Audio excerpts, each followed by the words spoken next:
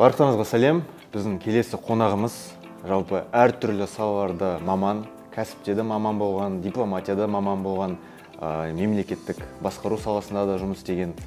Жалпы өзіңізді таныстыра кетсеңіз. Есімім Ибрагим болады. Оңтүстік Қазақстан, қазіргі Түркістан облысының тумасымын. Түркиядан 2012 жылы бітіріп келдім. 10 жылға таяу уақыт өтіпті. Оқыған мамандығым халықаралық қатынастар, байланыстығы. Алғаш бітіріп келген кезде Алматы қаласында негізі маған мамандық таңдайтын кезде Түркиядан кісілер айтқан болатын. Сенің отбасыңда мемлекеттік қызметте істейтін адам болмаса, сен отбасыңда жоғары деңгейде істейтін таныстарың болмаса, бұл мамандықты таңдама. Сен бұлмен ертең жұмыс тауып орналасуың қиын болады деп ескерткен болатын. Бірақ енді бала күндік арман болды. Сол ел асып баруымыздың себебі сол болды. Содан мен өз айтқанымнан қайтпадым. Халықаралық қатынастарды бітіремін деп сол оқуға түстім. Енді мен оқуға түскенде біз жаңа шетелден келген оқушыларға арналған бір емтихан тапсырдық. Бірінші барып бір жыл түрік тілінен дайындық оқыдық өз қалтамыздан. Одан соң мемлекеттік емтиханға дайындалдық. Сол мемлекеттік емтиханға түстік. Сол арқылы мен өзім қалаған мамандық иегері студент атандым. Сол халықаралық қатынастар байланыстығын оқып бітірдім Түркияда. Оқып жүрген мамандығыма байланысты сол студенттік өмірімде өзімнің ішкі қызығушылықтарым болғаннан кейін сол салаға байланысты келешекте қалай жұмыс істеймін, өзімнің бағыт-бағдарымды белгілейін деген мақсатпен Стамбулдағы консулдыққа жиі баратын болдым. Түрлі іс-шараларда өз еркіммен ерікті болып, өзіме міндеттер жүктеп болатын болдым. Арадан шамалы уақыт өткеннен кейін Сакара университетіндегі қазақстандық студенттердің консулдықтағы ресми өкілі болдым. Сол арқылы тамыр-таныс арттырып, өзімді қоғамға осы салаға байланысты бейімделе бастадым. Жұмыс алдағы уақытта жұмыс табуыма оң септігін тигізер, пайдалы болар деген мақсатпен. Негіз өзім ауылдан туып өскенмін, ауылдың орта мектебінде оқығанмын. Біздегі білім, ауылда мен бір кісіде жақсы оқыдым деп айта аламын. Сол уақытта мақтау қағаздарымен бітірдік. Содан соң біз Түркияға барып дайындықтан өттім. Университетке бір жыл дайындық курсына өткіздім. Сол кезде мен өзімнің білім деңгейінің қаншалық төмен екенін көрдім, сезіндім. Түркия елінің білімі мен үшін бір жоғары деңгейде болды сол уақытта. Содан дайындық жасап, Алланың нәсібімен оқуға универге түстік. Жылдар өтіп бітіріп Қазақстанға келдік. Жаңа алдын интервьюның басында да айтып өткендей, бірақ мен мемлекеттік қызметте ешқандай танысым, немесе туысым, ағайыным болмады, көкем болмады. Бірақ Түркияда алған білімім, білмеймін, өзіме деген бір сенімділікті молынан берді маған. Тәуекел деп 2012 жылы Алматы қаласына тәуекел деп қадам басып өмір бастадым. Сол кезде мен қазіргі жұбайым мен досымнан басқа Алматыдан ешкім танымайтын едім. Жылдар өтті, кәсіп иесі болдық, Алланың нәсіп еткен ризық несібесін таптық, өмірдің не екенін ұғындық. Бірақ жүректе түбінде осы дипломатиялық қызметке барам, еліме пайдам тигізем, мені өсіріп жетілдірген қазақ даласына мойнымда қарызымды өтеймін деген бір ой жүретін болды. Содан соң Алла кәсіпке табыстарымызға берекет беріп, отбасылық өмірге аттанып, бірнеше баланың әкесі болып, содан кейін енді Аллах үй жай нәсіп етті, мемлекеттік қызметке орналасайын деп. Сосын Алматы облысында Талғар аудандық жер қатынастар бөлімінде мемлекеттік қызмет істедім. Бөлім басшылық қызметін атқардым. Ол жер бір мемлекеттік қызметтегі тәжірибе алаңы болды.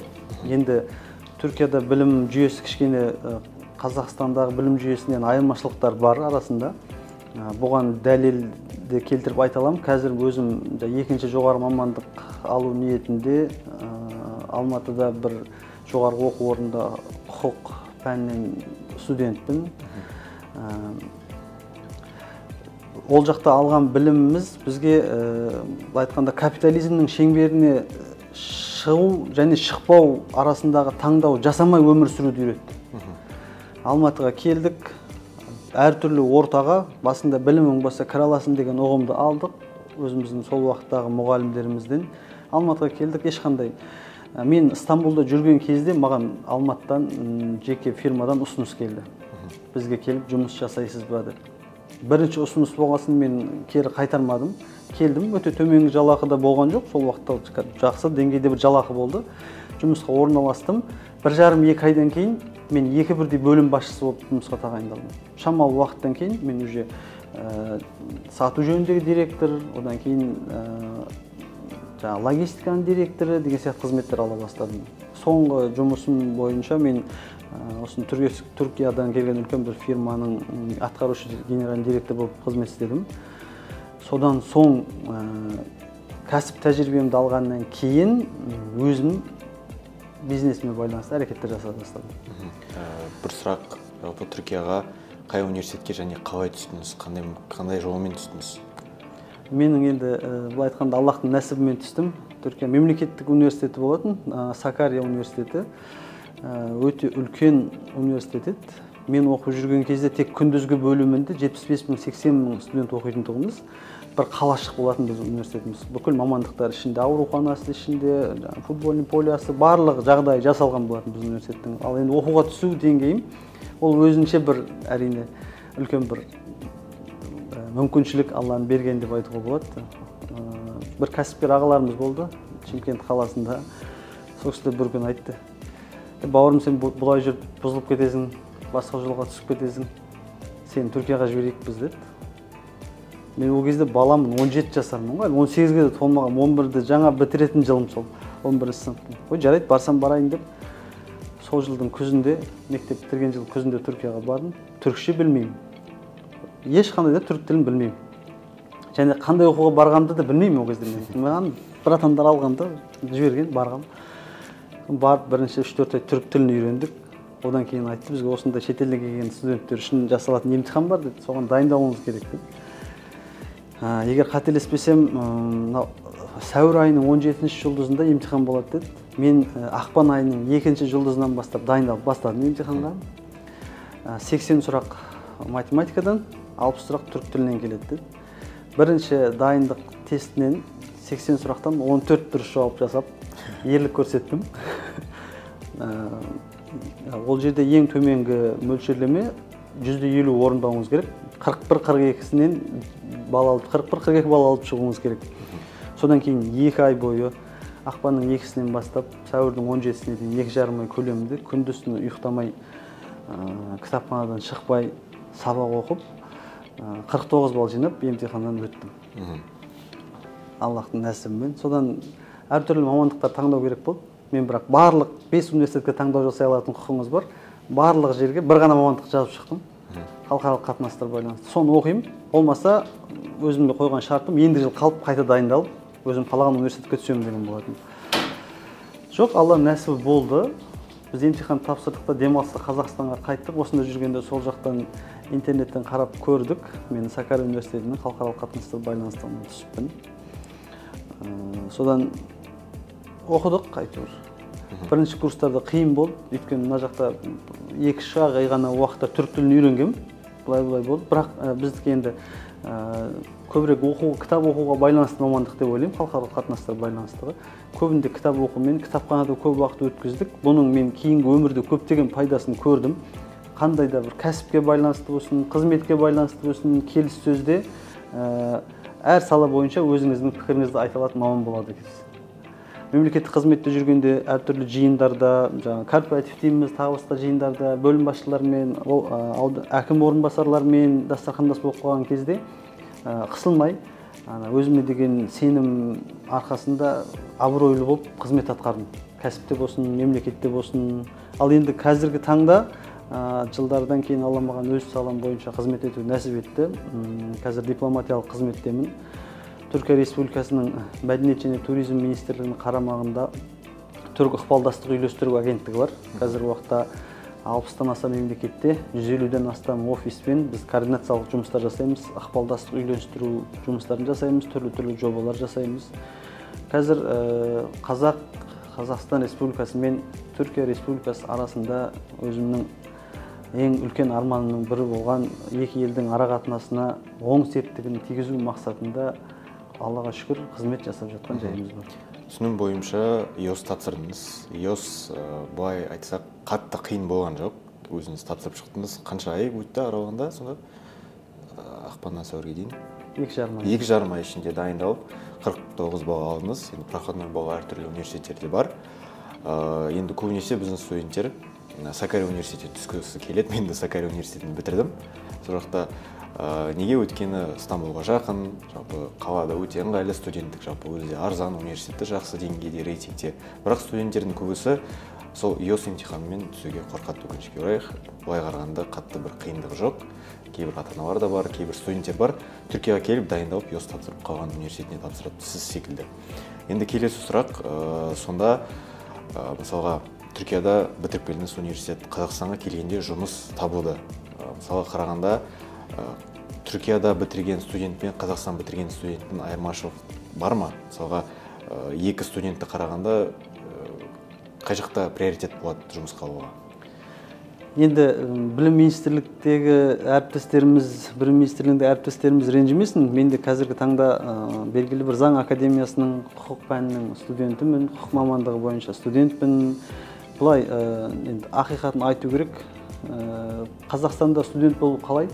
Мұғалім берген тесттерді жаттау, сол тесттерге белгілі бір балл алу, реферат жасап беру, копи-пейст дейміз ғой, жаңа көшіріп диплом жазып беру. Түркияда олай емес. Мен бірінші курстада, енді мен ол жерде жаңағыда айтып отырсыз ғой, EOS тапсырдық, анау-мынау деп отырсыз. Енді біз бұл айтқанда шектеулі біліммен бастадық өмір, сол жерде студенттік өмірді, бірақ біз күндіз-түні кітап оқыдық. Мен кейбір кездерде кітап оқып отырып, бізде кітапхана 24 сағат істейтін болатын. Біз мысалы таң атып кеткенін білмей қалатын едік. Егер әр адам қай мамандықты оқыса да, шын мәнінде өзі қызығып оқитын болса, өзіне сол нәрсе қызық болатын болса, ол адам ешқашан жұмыс іздемейді. Бізде Қазақстанда қалай?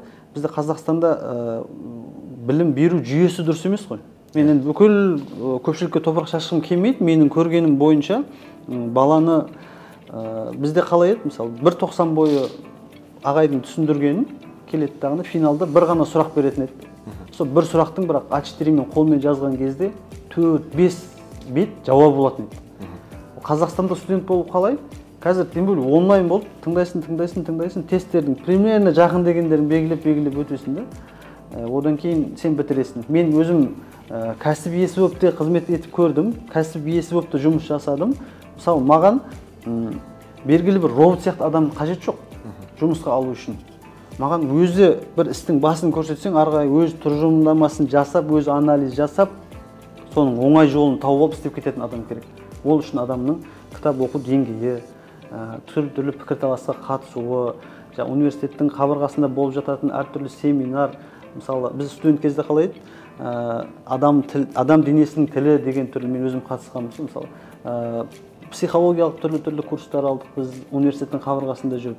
Біздің Қазақстан тарапында да олар болып жатыр ғой. Бірақ бізде жастар жағы қалай? Көп студенттер, мен Алматы қаласы үшін айтайын, көп студенттер бізде қалай? Бірінші курс оқиды, мұғалімдердің көзіне түседі. Екінші курс примерно сондай болады. Үшінші, төртінші курста сәлем беріп, бағасын қойдырып өтіп кетеді. Сосын кейін жағдайы бар кісілерге машина алып береді ата-анасы, жастар сонымен айналып қыдырып жүреді. Екінші вариантта жағдайы онша емес кісілер балдарын естиді, бірінші курста көзге түседі, екінші, үшінші курстарда әртүрлі жерлерде өздерінше бір жұмыс тауып, тіршілік жасап, мамандығына байланысты емес, мысалы, даяршы болып, тағы бір нәрсе болып, официант болып деген сияқты жұмыстарға бейімделіп кетеді. Бұл адам мен өзімді алдағы уақытта кәсіби карьерама пайдалы болсын деп қосымша өзіне вложение салатын, өзінің капиталды өзіне салатындар, бұлардың ішінде проценттік мөлшерлемені есептеген кезде өкінішке орай менің көргенім бойынша өте аз. Қазақстанда да оқып, шын мәнінде жұмыс іздемей жұмысқа орналасуға болатын шығар. Бірақ менің өзім ойымша атмосфералық жағдайда Қазақстан университеттерінің, жатақханалық өмірінің, жалпы кітапханасының, қолданылатын әдебиеттерінің шектеуіне Түркиямен салыстыратын болсақ, Түркияда оқыған адамның әлдеқайда мүмкіншіліктері Қазақстанға қарағанда молынан және тиімді пайдаланатын болса, одан асып, одан да үлкен жетістіктерге жетіп кетуге себепкер болады. Мысалы, біз оқып жүрген кезде достарымыз болды да, айтады, Қазақстанда бірде-бір кітап оқып бітірмеген едім, университет қабырғасына түскенге дейін деп айтып жатады. Бірақ олар сол уақыттың бізбен бірге оқып жүріп, университеттің соңына келген кезінде олар кәдімгідей түрлі кітаптарды туралы пікірталастарға өзінің пікірін айта алатын болды. Себебі мен өзім мамандығым бойынша бізде мысалы түрк саясал хаяты деген, мысалы Түркияның саяси тарихы деген сабақ болатын тұғын. Түркияда жастар жағы именно идеология, саяси көзқарас жағынан тарап бөлініп алады. Әртүрлі партияның жақтастары болып, Әділет және даму партиясының, ұлтшылдар партиясы, жаңа кемалистердің партиясы, ЖХП деп айтамыз, бөлініп алады. Біз түрк саяси тарих дәрісінде, сабағында сыныпта бір үлкен бір ажиотаж болып бір айқай шу, сіздер бізге тарихта өйткенсіздер, мынаны сіздер бүйткенсіздер деген бір сондай бір өзіңді сабақта екеніңді ұмытып кететіндей бір атмосфера болатын. Оны сол мүмкіншілік жасатып отқан бір сол жақтың қоғамдық аурасы, екінші сол мұғалімнің білімдік деңгейі, үшінші соған қолжетімді болып тұрған әдебиеттердің молдылығынан.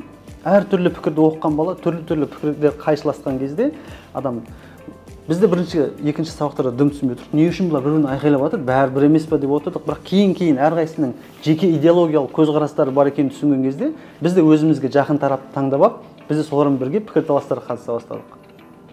Біздің қазақ студенттік ортамында осы нәрселерді мен көре алмай жүрмін, өкінішке орай. Сол үшін мен өзіме де айтамын да, енді қыз баланы шетелге жіберу қалай болады екен, бірақ ұлымды міндетті түрде мен шетелде оқытамын деймін да. Енді ол кезде біз өзіміз қай жақта қызметте боламыз, ол да бір Алланың қолында ғой. Бірақ менің жеке пікірім, егер менен сұраса, айналамдағы азаматтар баламды қай жерге оқуға жіберейін, тағы басқа десе, мен міндетті түрде айтатын едім, Түркияға жібер. Өйткені мен өзім қарапайым отбасынан шықтым, ЮЭС арқылы оқыдым. Жылдық төлемім общий есептегенде бір $280-300 ғана болатын. Мен оқып жүрген кезде, енді жылдар өтті ғой, қазіргі бағаларды білмеймін. $280-300 ғана болатын. Бұл айтқанда мен көп бір қаражат жағынан да мен отбасыма ауырлық түскен жоқ. Әйтеуір сонымен істесіп жүріп, сол жақта жүріп, негізгі бүкіл сенің қызығушылығыңды білімге қарай бұратын мүмкіншілік бар Түркияда. Маған сол жақта оқып жүрген кезде айтты кісілер, Ибрагим, сен бұл мамандықпен жұмыс істей алмайсың бітіргесін деді. Сен бұл мамандықпен қашан жұмыс істей аласың айтайын ба? Сен бірінші барып өзіңнің жағдайыңды жасайсың. Үй, күй, көлік, мөлік дегендерді реттейсің. Одан кейін барып сен мемлекеттік қызметке бір жерге бара аласың. Сен осы жерден бітіріп барасың. Ол кезде енді біздің мемлекеттік қызметтегілер айлықтар төмен алатын еді. Мен бітіріп келген кезде мемлекеттік айлықтары 56 мың, 66 мың деген айлықтар алатын еді. Қазір жақсы ғой, шүкір. Сен олмен бала шағаны асырай алмайсың, күн көре алмайсың дейтін еді. Бірақ мен сонда да оқыдым. Неге? Оны шын мәнінде қалады. Егер бір пенде оны шын мәнінде қаласа, Алла оған міндетті түрде жолын тауып есігін ашып береді мүмкіншілікті. Халықаралық қатынастарды оқып келдім. Мен Алматыда мен білмейтін турецкий фирма жоқ, былай айтқанда. Мен білмейтін турецкий фирма жоқ. Мен барлығының дерлік басшыларын танимын. Барлығының дерлік қай сферада қалай жұмыс істеп жатқанын білемін. Кейбіреулерінде еңбек тәжірибем болды. 1 жыл, 2 жылда соларда жүріп, былай айтқанда бизнестің не екенін үйрендім. Мамандықтың, менің көзқарасым бойынша мамандық таңдау емес. Адам ішкі жан дүниеде таңдау жасау керек та. Мен оқимын ба, оқымаймын ба деген. Егер оқимын дейтін болса, онда ол адам действительно оқуға мүмкіншілігі бар жерді таңдау керек. Мысалы, мен отырам да табиғатқа байланысты бір кітап іздейтін болсам, вулкандарға байланысты бір кітап іздейтін болсам, мен қазір Қазақстандағы кітапханаларға барып, вулканға байланысты қазақ тілді кітап іздейтін болсам, мен үшін ол үлкен мәселеге айналады. Өйткені өзіме керек кітаптарды мен таба алмай жүрген кездер қазір де бар. Ал Түркияда ол ондай емес. Қалаған салаңыз бойынша кітапханаларға кіресіз, әдебиеттер, өздерінің жазған түрк тіліндегі әдебиеттері, батыстардың жазған аударма кітаптардың бәрі қолжетімді. Сол үшін егер бір таңдау бар болатын болса, мүмкіншілігі, егер оқимын деген таңдау жасалған болса, онда ол Түркия болу керек деп ойлаймын. Дұрыс шешім, мен де сонымен толықтай келісемін. Барлық айтқан ақпаратыңыз өте пайда болды. Болашақ студенттер, әсіресе ата-аналар Түркияға баласын жіберейін деп жоспары болған ата-аналар болса, міне живой пример деп айтсақ та болады. Тәжірибесі мол адамдардың бірі бізге бүгін қонаққа келді. Сізге сұхбат үшін көп рахмет, сұрақтарыңызға жауап бергеніңіз үшін көп рахмет. Ал болашақ студенттерге айтарым, ешбір қысылмай, ешбір ойланбай Түркияға оқуға түсуге кеңес береміз. Әрі қарай бұйырса кездескенше, бұл біздің сұхбаттарымыздың соңғысы болады. Әрі қарай сұрақтарыңыз болса, бізге жеке шығып, барып толықтай ақпаратты ала аласыз. Көп рахмет.